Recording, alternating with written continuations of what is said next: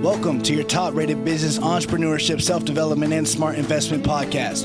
This podcast is hosted by creator and founder Dr. Dustin Steffi, and also hosted by coach, music producer, and influencer, yours truly, Jaden Rush Norvell. We are blessed for our many accolades, such as being nominated for the People's Choice Awards for Best Business Podcast, as well as raising over $5,000 last year for the Cystic Fibrosis Foundation, as well as for the Boys and Girls Club.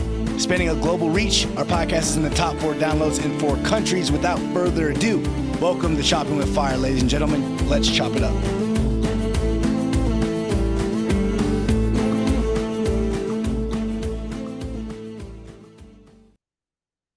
Hello and welcome to an episode of Chopping with Fire. You're joined with your host, Dustin Steffi, and I have a great, awesome guest that I'm going to introduce in just a moment.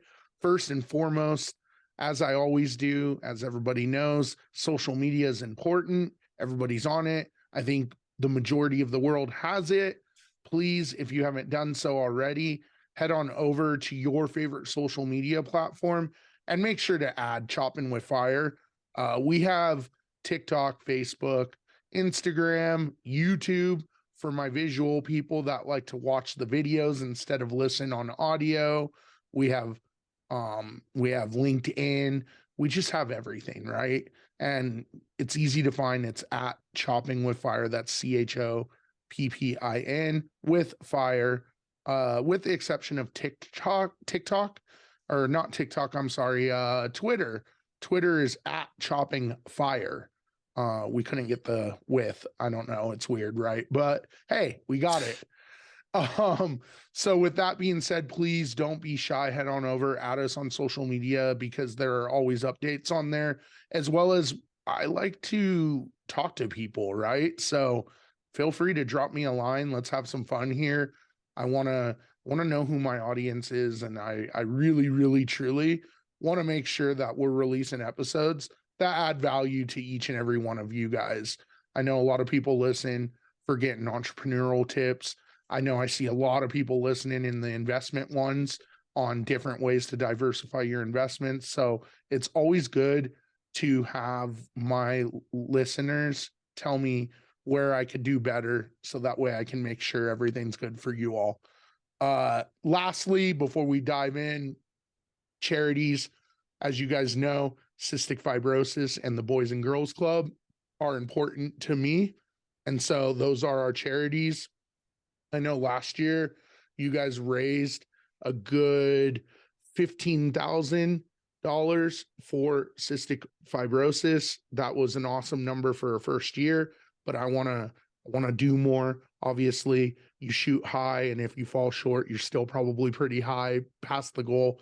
So I would like it if we could try, if there are any extra resources, to donate to either Cystic Fibrosis or the Boys and Girls Club. For CFF or for cystic fibrosis, head on over to cff.org/donate, and then drop me a line and let me know that you guys kind of donated, so I can give you guys a shout out. 1, 2, I'd like to keep track of the statistics to make sure that we are doing our part.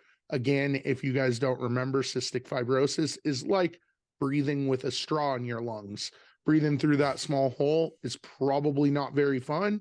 I don't know from firsthand, but I do know people that do have cystic fibrosis, and it's not a fun disease. So please donate today for that.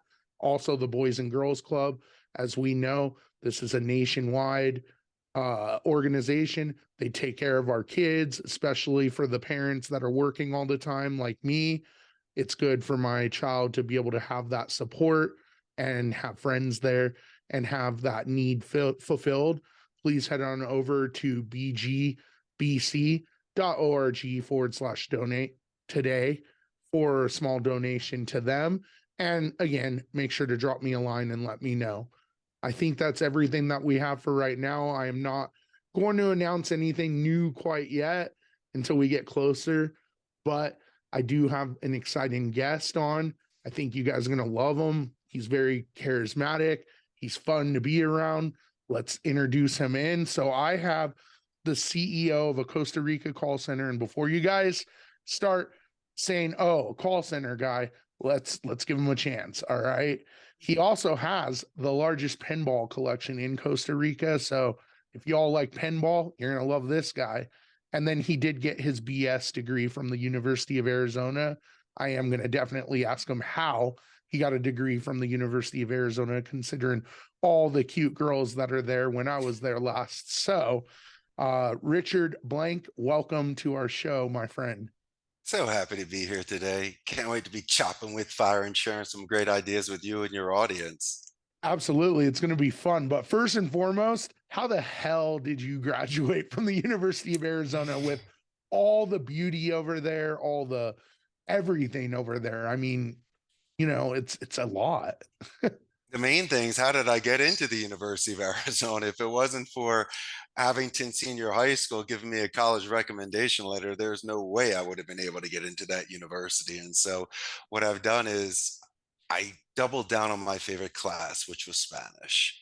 And when I moved out to Arizona, I decided to also be a communication major. I focused on rhetoric, public speaking, and nonverbal communication. And combining those skills, I landed a job with Telemundo during college as an intern and postgrad with Corona Beer. And then at 27 years old, my good friend, I was given a 1 in a million opportunity to move to Costa Rica. And here we are today. And you sure as heck took it, which is awesome. So, I mean, Spanish, I took Spanish from kindergarten all the way through my undergrad myself. I studied abroad in Torino, Italy, and I also studied abroad in San Sebastian. So Oh, that's I, wonderful. yeah, I have some travel adventures. I definitely got sick when I got back home because the cultures are so different. Mhm. But we're way fast paced here compared to where I've been. So I figured this out as a young man. A lot of the times you might have opinions that are provided for you and pressures in regards to choosing your career. And I didn't go to Harvard Law like grandpa. I didn't go to Columbia Business like pops. And I didn't go to Washington and Lee like my older brother. So I didn't have the structure, discipline, nor the maturity. But this is what I did have. I had the drive. And I knew that languages could open doors for me. It came naturally to me. I had the fidelity, so I studied it and did the dedicated practice outside of class. So obviously I was growing. But then I knew that if I was the only one out of 20 of my friends that was bilingual, there is a very good chance I could translate for an attorney, speak for a doctor, and read contracts. I saw the advantage, and there was also a huge positive reinforcement. All the world's a stage. So every day when I left, I could go outside and speak with people and have fun and ask what words were. And it really just, from movies and music to books to just everything, you couldn't help but continue to grow this skill. And so I tripled down on it. I wanted to earn a living from it. And I believe that if you can get past your parents' guilt and you can live life with honorable intentions, then by all means, you should have the grit to go for it. And I don't regret a single day. it's funny because as I was growing up, I feel the same sentiment. Languages are important. Like English for me, obviously, is my primary, right? But I know how to speak four other languages as well too, because I saw the importance of understanding them. And I use some of that in all of my businesses, to be honest with you. So I think it's a scalable skill that's important. And if you have a passion to learn it, you should learn it. Of course. But how about this? I'm a guest in this country, Dustin, and I'm 3,000 miles away from you and my mother. So the things that I hold important in Philadelphia and Arizona really sometimes don't have any importance here. It's really about your essence. And we spoke prior to jumping on a podcast about keeping an open mind and respecting different traditions and cultures. And even though I might have a slight accent, I believe that anyone that speaks languages bears the mark of higher education. So I was able to initially really show good faith, really show my intentions to understand where somebody else was coming from. And I'm the kind of person that likes to talk last, to where, I like to really know about more people so I can become better friends with you. And that's the most important thing. And so this really has been keeping me on my toes. I've never lived a more enriched life. Every day is new for me. And it's very humbling. The fact that I'm celebrating a 15th year in business in an extremely competitive industry. I've had people with me over a decade, and having that sort of reinforcement and people that are encouraging me to continue. I must be doing the right thing. I follow labor laws. I extend empathy and dignity. And I try to my utmost to try to be the best boss they ever had and to be a mentor. My goal is to be the last boss they ever have. And what's interesting, Dustin, is the first day prior to going into any training class, I put them into my arcade. So they start with recess and dessert first. But I ask you a question. How many owners of a company do you know that have worked with you? And about 10% raise their hand. And I say that's a shame for them, but a benefit for you, because you do deserve this. You do deserve this sort of momentum and wind in your sails. And don't put me on a pedestal where I know your name. I mean, I'm just a man. And then the kind of thing is where I put my pants on the same as everybody else. And so if we can reduce any sort of fear, because it's a morbid anticipation of something that hasn't happened yet. Any campaign is 10 times easier than learning a second language. But why fear me? If you're not breaking the law, why are you afraid of a cop? You're not cheating on a test. Why fear a teacher? And if you're coming to work, Dustin, pen at the ready, on time, eager to learn, and for me to delegate so I can extend my branches and roots and grow with you. This is not playtime anymore. This is not kindergarten. You're making power moves now. And I take this sort of career and this early 20s stage of their lives in a very delicate way. With leverage, my friend, you could hire, fire, make or break. I prefer the former. And with that leverage, all I want to do is increase your self-confidence and Dustin, your self-reliance. That I believe is the best leaders. See, and that's some good stuff right there. Because watch this. We all know that we've worked for someone where we've absolutely disliked it, right? And it makes us less likely to perform, in my opinion. I know I have a bunch of friends that we've talked about like our different jobs. We've talked about the different managers, we've talked about the different bosses, and the most common pattern that I see is in a world of constant change and the job roles changing and piling on more work and whatever, morale tends to take a dip, Sure. and nobody's addressing it. In and you're an anomaly, my friend. So let's put your pedestal to the side for a sec. You're an anomaly, right? Like you are what everybody dreams of having as a boss, owner, whatever, you know? But the reality is, and the reason why people are going into entrepreneurship right now is they're tired of working for the man. They're tired of working for other people.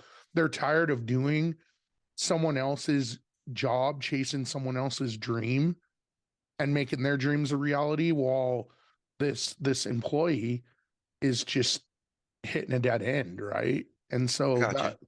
that's kind of a it's kind of a big deal. And you hit a couple of these points, but what I was gonna what I was gonna lead into was obviously we're an entrepreneurship podcast.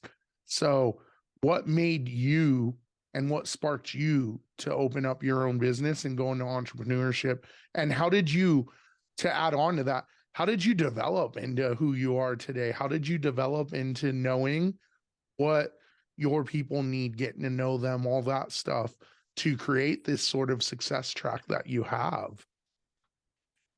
Please allow me to zig and zag and give you a supreme pizza. First is you use the word for. No, I believe in the word with. Someone works with me. It's synergy. So if I can't even start there, there's no round table. That's number one. Number two, I believe in the Chuck E. Cheese philosophy. No one shows up at your birthday party. Guess who has no friends? So the people have leverage. You can keep pushing that morale low and keep bending until they break, but the market speaks. People can always quit. And in my industry, Amazon is here, HP, Intel, and Oracle. Someone could be hired the following day. And so what happens? Let's look at this in a very realistic way. I have more natural attrition, Dustin, than forced attrition. Listen, if Billy's not coming to work on time and Joey's getting stoned at lunch and Bobby's just not making his calls, per labor law, I'm going to have to cut you from the team. I am accountable for this. But let's talk natural attrition. Let's say there's a scheduling conflict for you at university. How about if your boyfriend or girlfriend works somewhere, you might want to work there? Could be closer to your home, and transportation is pretty big. I know there's hybrid, but some people still go into an office for training. And also, finally, there are certain centers that might be more lucrative than mine. Let's be realistic. They might have a campaign that deals in larger commissions. And so, but nobody will ever leave my call center because I made them cry. I defaced them on the floor. Worst case scenario, gave them a walk of shame. We don't do things like that here. I've invested in you. I believe in you. If you don't give me 2 weeks notice and you just bounce, that's on you. I started strong with you. You could at least give me the benefit of the doubt, but I understand. It's difficult sometimes in regards to hiring and some people are burnt out, but let's just not go there. What happens then? Then I'll call my clients with no surprises. I will make suggestions, and then I will also be able to solidify and have a foundation in a relationship because character is judged during chaos. You're chopping with fire. Fire can be used for warmth or it can burn you. It depends on how you use it. And so I'm not calling somebody up happy with bad news, but I run to that situation as quickly as I can because the more time that you use with it, the more frustration comes.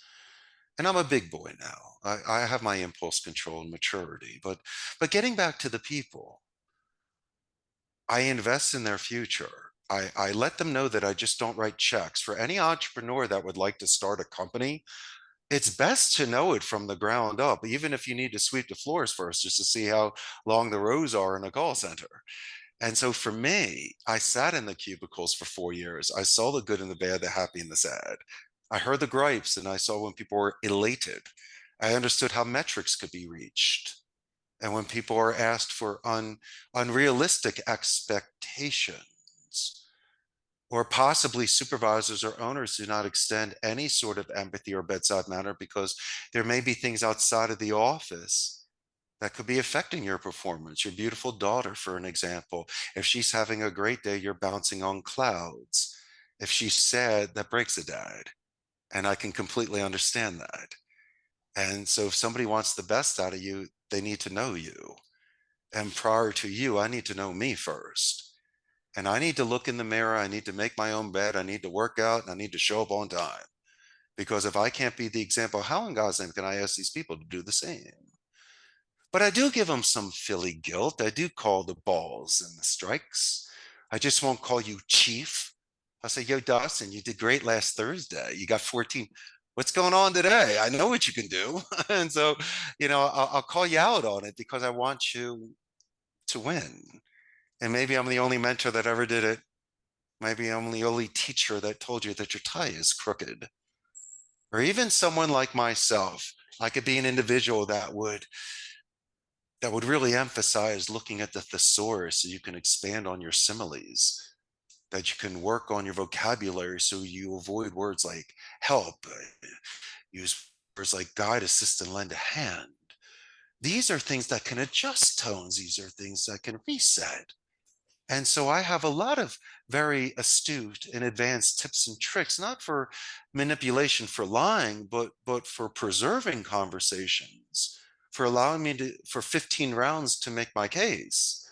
And then, Dustin, from an educated point of view, my clients will make a decision to either move or not move forward with me.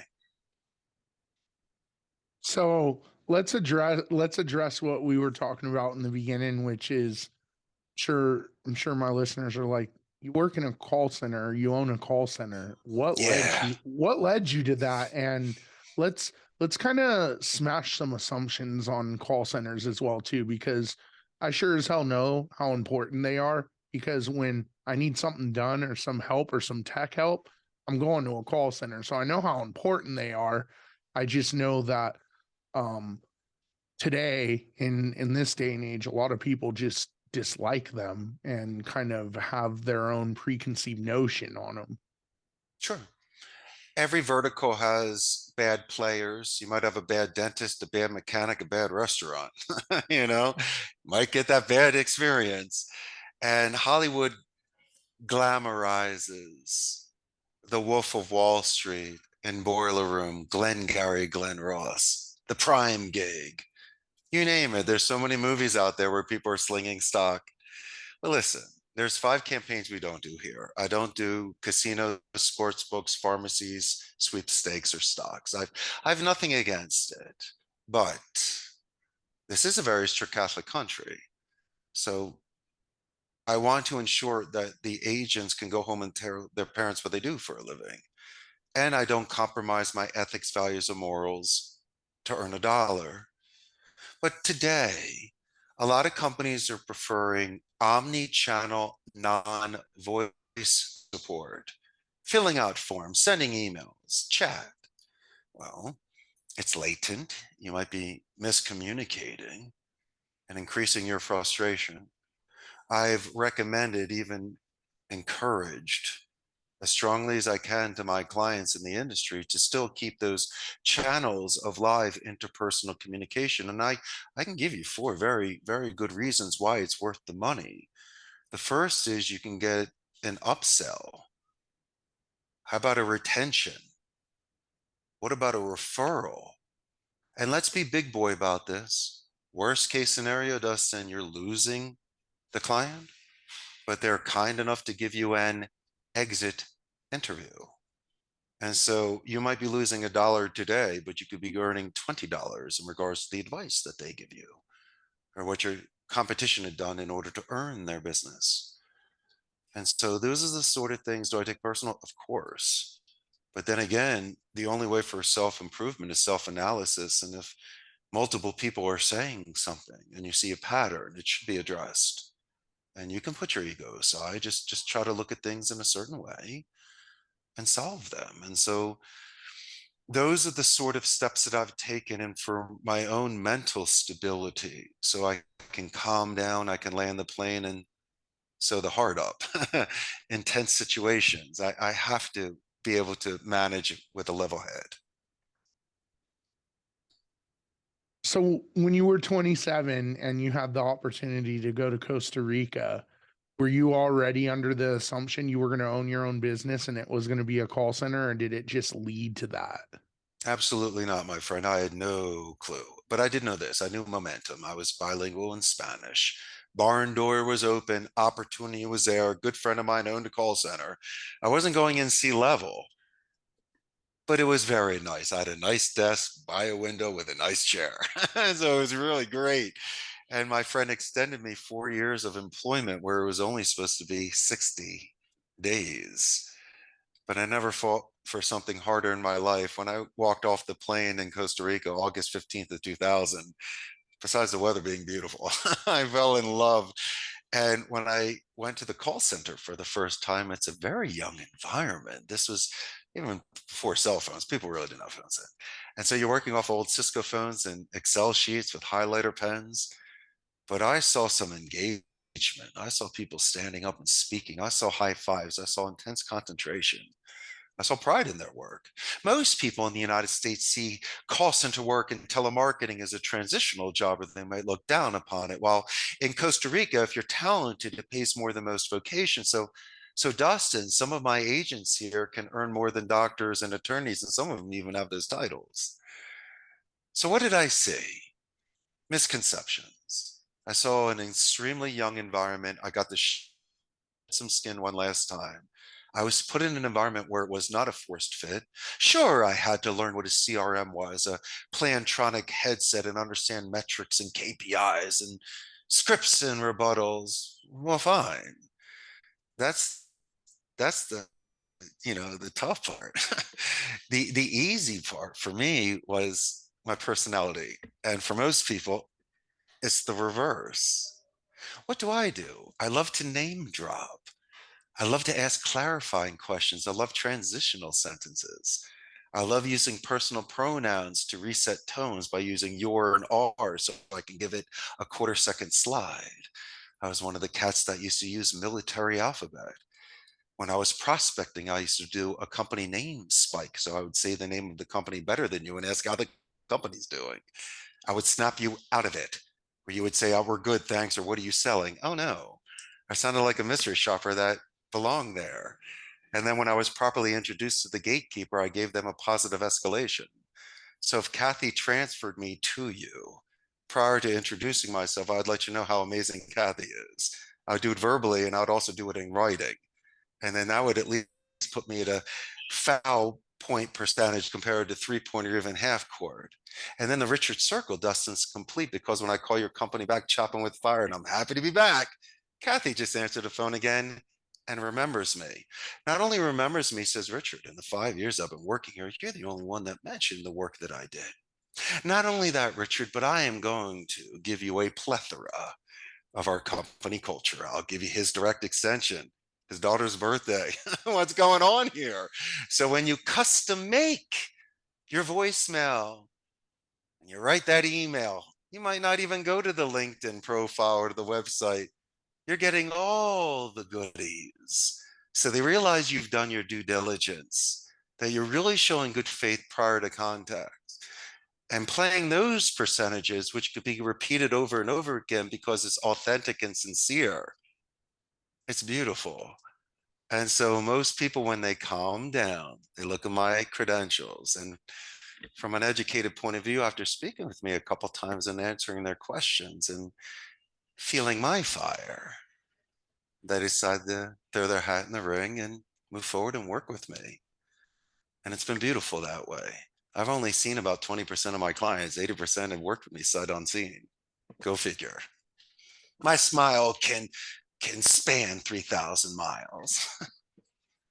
I think that's the problem with today's society, to be honest with you. Everything that you had just mentioned is what I call soft skills, right? Of And course. it's no secret that technology has been evolving and evolving and evolving. And I even see this with my daughter. My daughter does not have the same soft skills that I do, does not Mm, talk to people in the same way as I do, because she's grown up with a phone in her hand or a tablet or the internet or whatever the case may be. So I think a lot of the issues that entrepreneurs and businesses and even employees and employers have is the fact that we aren't as good at the soft skills anymore as we used to be, like back in 1960, right?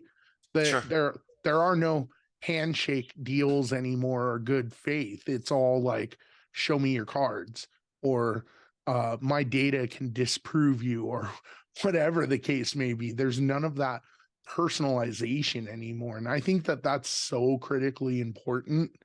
I i know for me, as Chopping with Fire gets bigger, I know I'm going to have employees at some point, a staff at some point, whatever the case may be.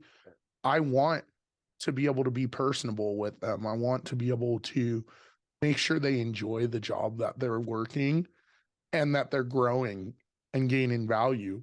And I sometimes feel like that's kind of the disconnect these days, is what value are people getting working for the companies that they're working for?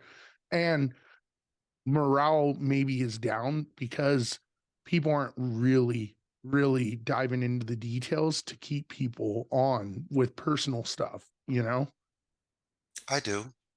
But I also believe that if you can get 1/10 of 1% of a certain industry, you could be a millionaire. So listen, I like people that like me. And if someone's bitter, I may not have the time for them. I will see if I can readjust the tone. Don't blame me on what happened on the last call. And maybe it's just a dog that likes to bark. I'm okay with that. Maybe someone likes to drop F bombs in meetings. Fine. But I tell you what, I'll allow somebody to work with me a certain way, but there is absolutely no way I will allow an overzealous supervisor to start cursing on the floor. I know you do it in Chicago. We don't do it here. And I don't like when people write in uppercase letters and it's almost like they're yelling at you. Or I've had some people even do things in the color red. They wrote in red. And I call my client and go, yo, Ryan writes in red. You don't do things like that. And so it's not good. And so things that happen back home may not work here. And so, as I say before, you have to understand the Costa Rican culture and realize that Pura Vida, pure life, is our mindset here. We're exceptionally talented, but then again, we're peaceful.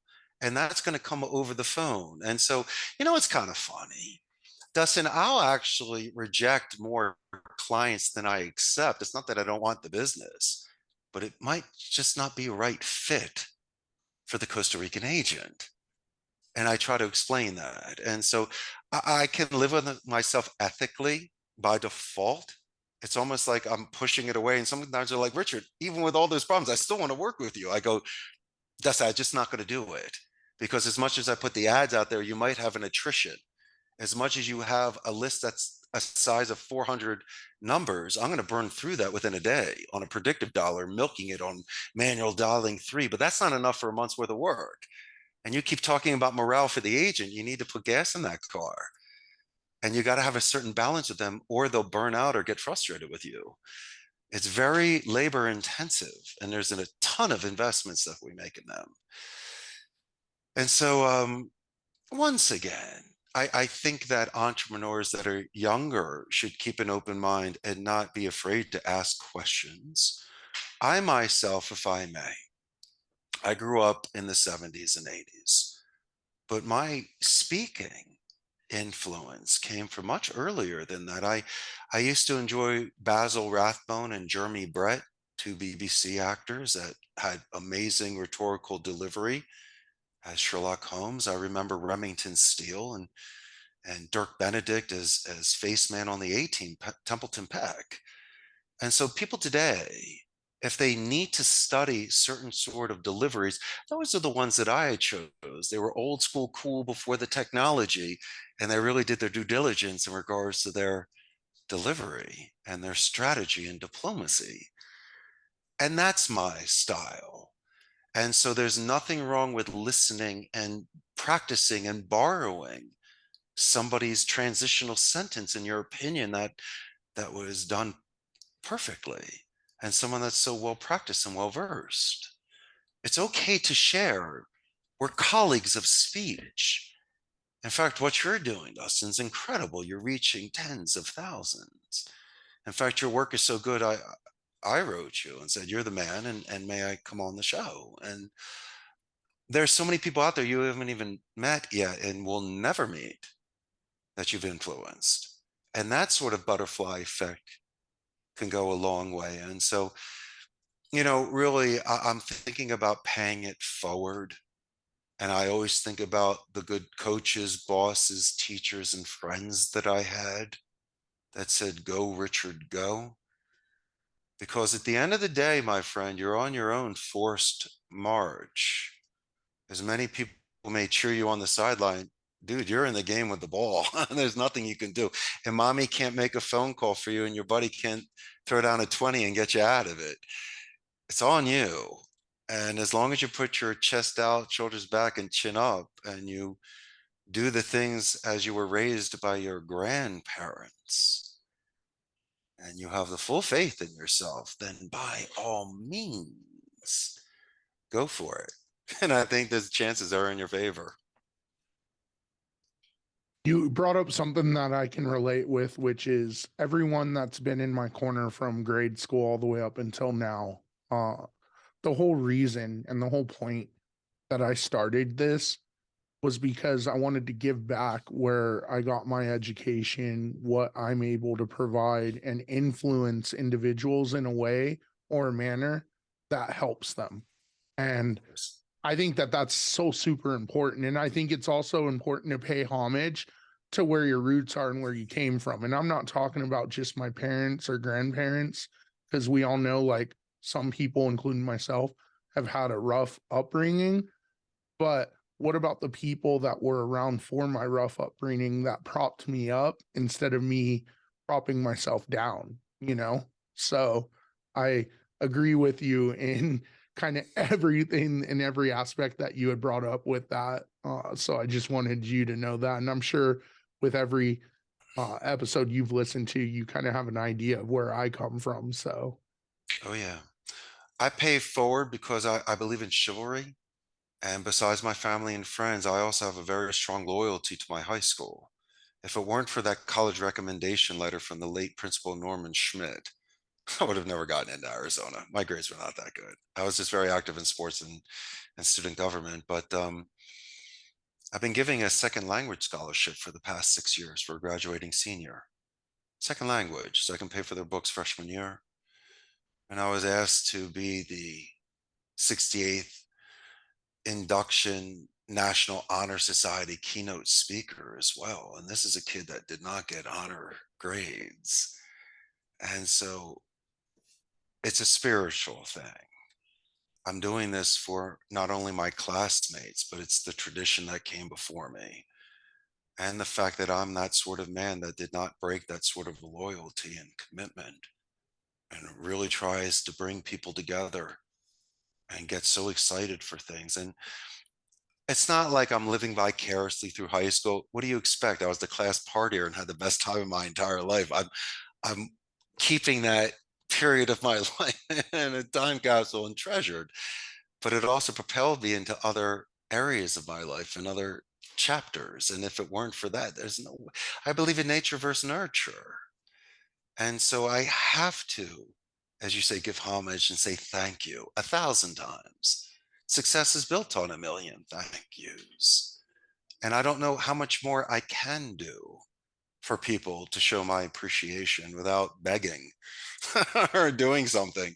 I still want to keep that honor, and I'm cool with that.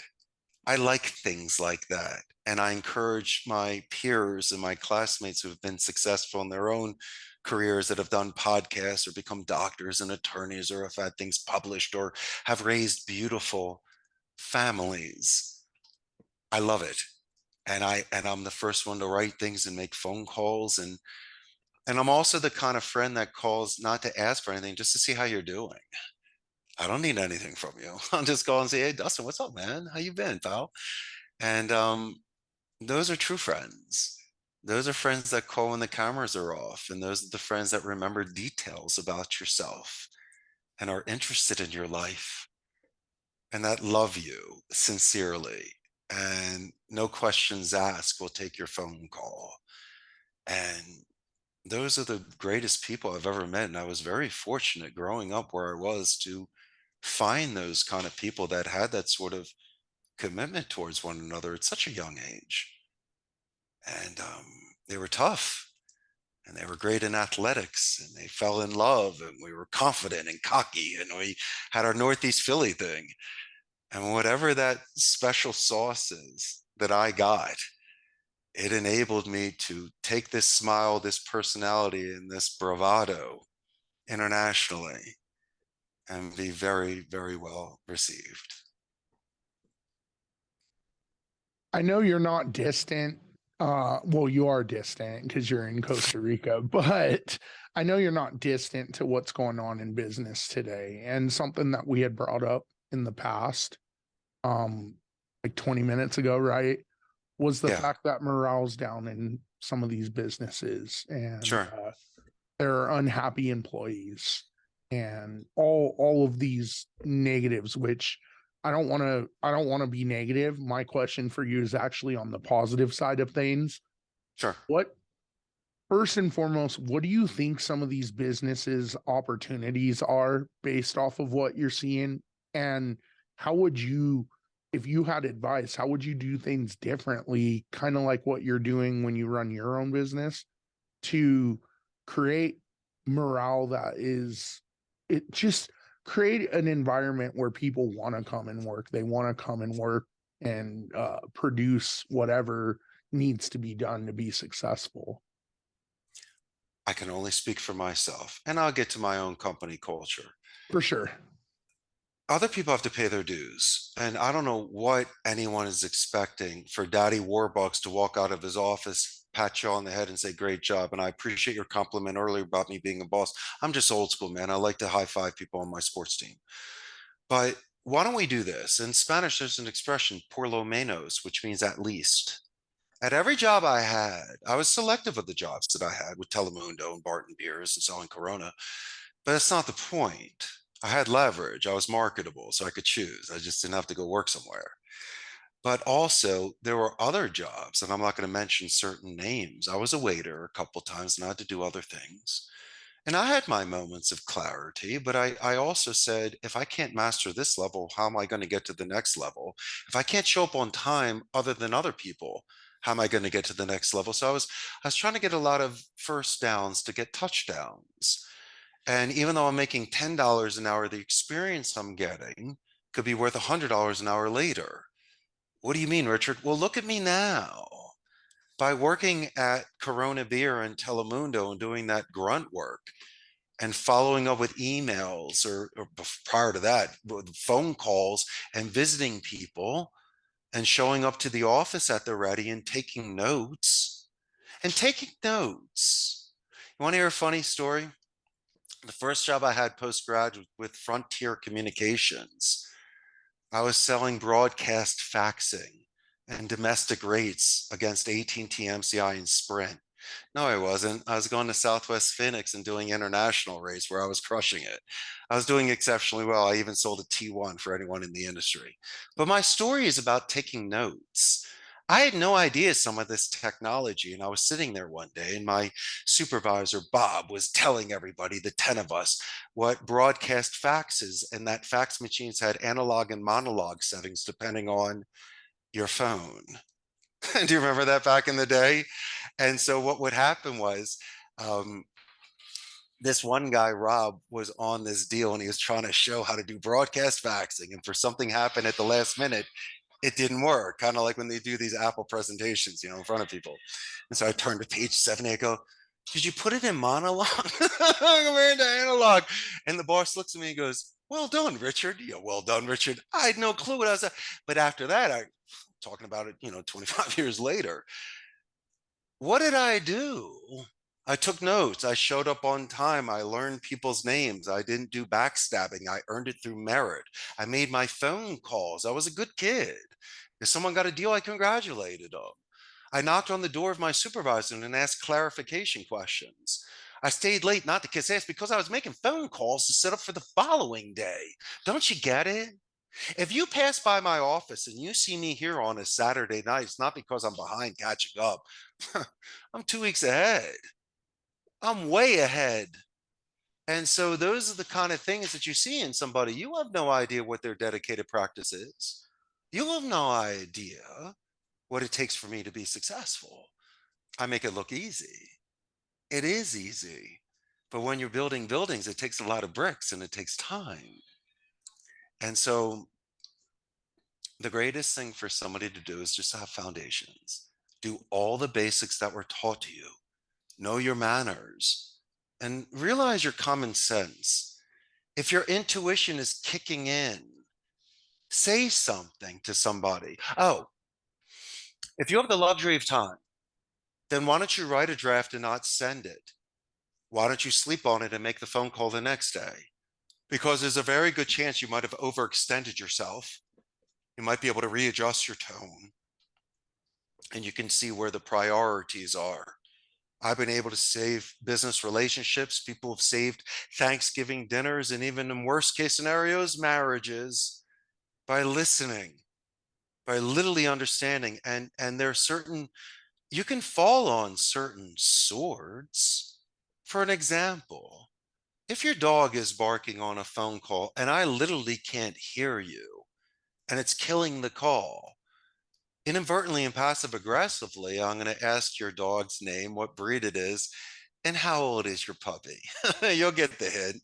We'll talk about your dog for a little bit, and that's a great way for me to anchor something that's a Me Too technique. And then you'll usually come back and ask my name again for clarification and name drop me the rest of the call.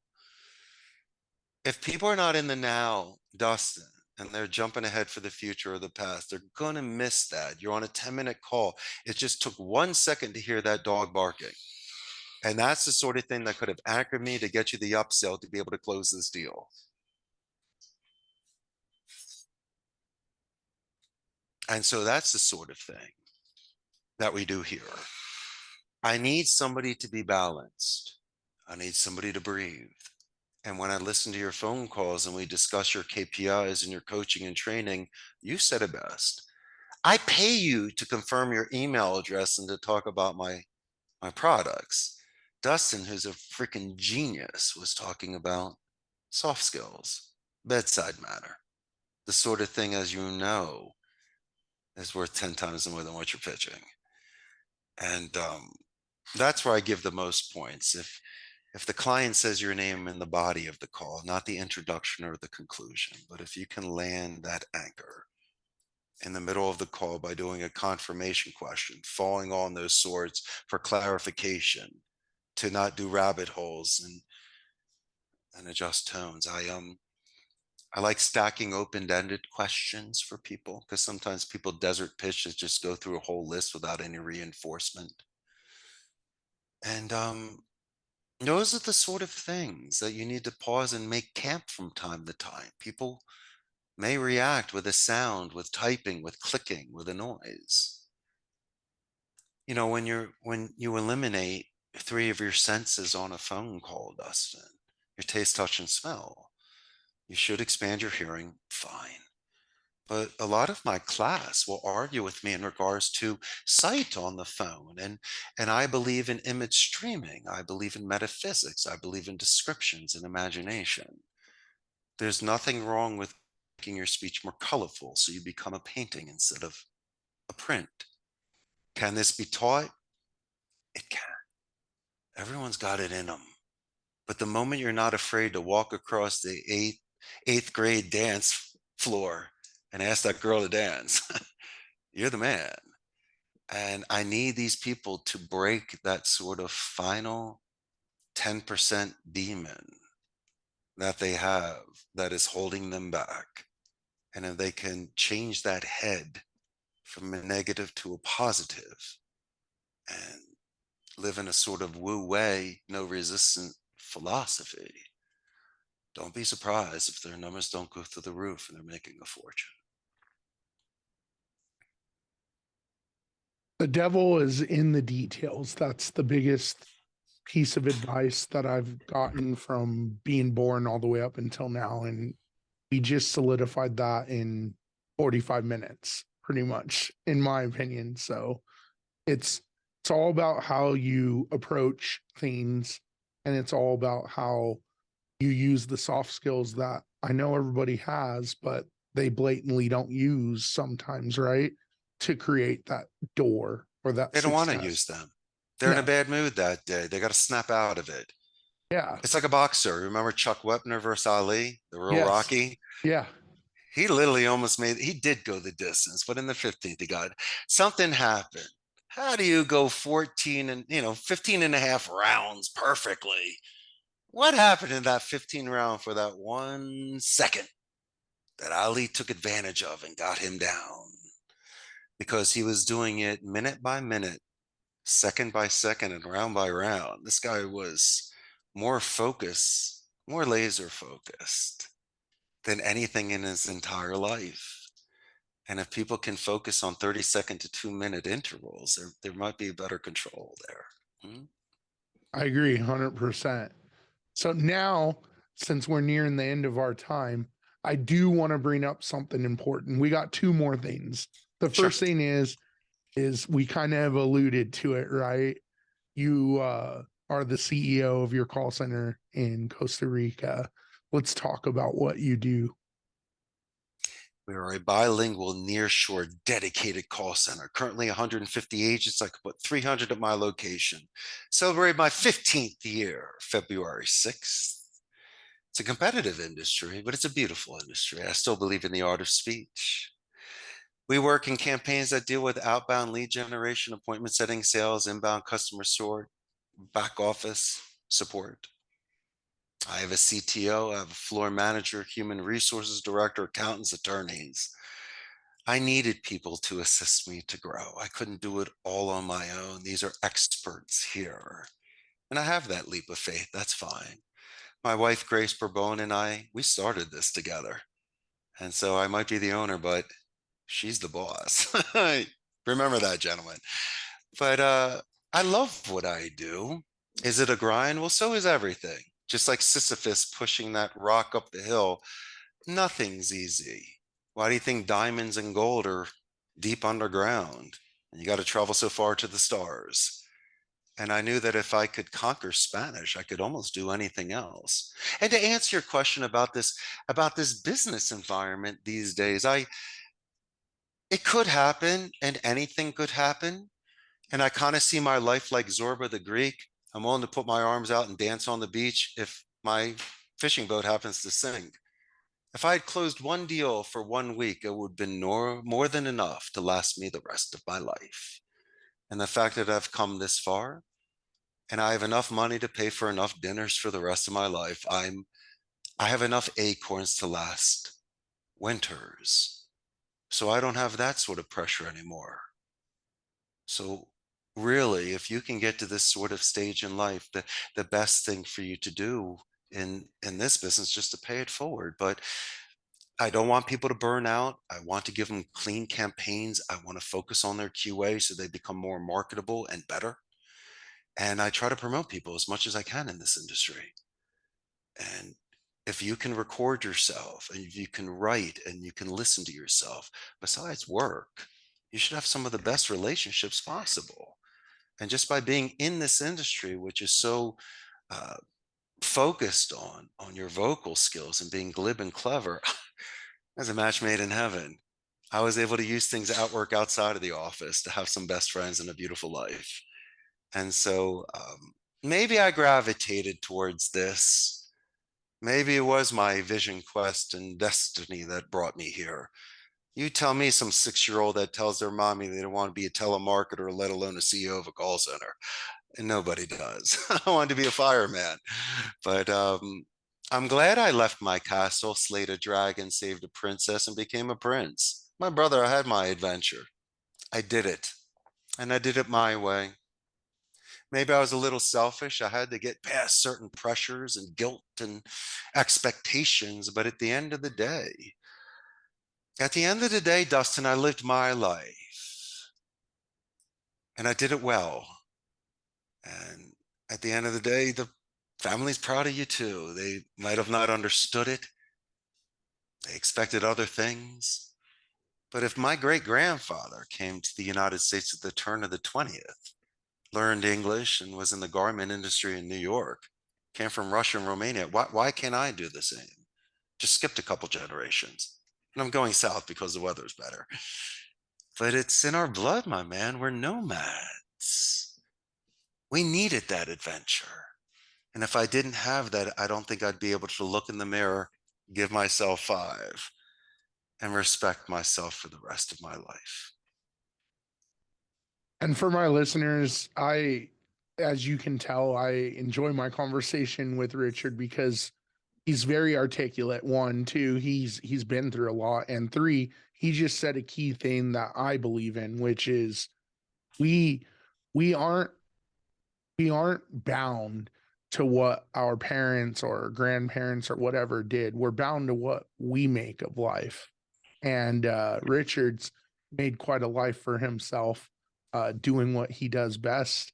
And yeah, I agree. At 6 years old, I didn't say I was going to be an influencer or a podcast owner or any of that stuff. I wanted to be a sports agent. Well, I fell a little short of that, but I still am doing some similar stuff to what they do, which is talking with people, relating with people, giving information to people to help them be the better version of themselves. Exactly. That's why we're here today, my man. Yeah, I mean, I couldn't ask for anything better. I do have one more thing, and I do this with everyone. Of course. One big piece of advice that you would leave to my listeners, what would that be? Just don't be so hard on yourself. Fortune favors the brave. Patience is a virtue. You want me to quote you 6 other things, but I believe in me time. Listen, I do pinball marathons on Sunday. I drive my convertible to work listening to In Excess, and I hit the gym every day. I need richer time. If I can't find my balance and center, how can I extend that energy to others? And so make your bed, eat well, rest, tell those you love that you love them very much, and try to live a beautiful life. You only get one and you only get 100 years, and I'm halfway there. So let's see what happens in the second half. There's nowhere to go but up in the second half, in my opinion. I can't get any balder. I Where are we mean, gonna go? hey, listen, we're gonna make that second half work. Yeah, man. Let's see, I'm in the second quarter of the half right now. So, Exactly. well, Richard, I enjoyed my time with you. I'm sure my listeners have enjoyed listening to this. So I appreciate you coming on, and of course, appreciate all the wisdom that you've given to us today. Thanks, my brother. I'm a huge fan of you and Chopping with Fire, and I'm going to continue to listen to you and all of your guests. I appreciate that, my friend. Thank you for coming on. And I look forward to actually having you again, probably for a repeat, to be honest. Be my pleasure. I got tons of things to talk about. Me too. We can talk forever. So thank you again. I appreciate that. You got it, my man. Have a great day. You too.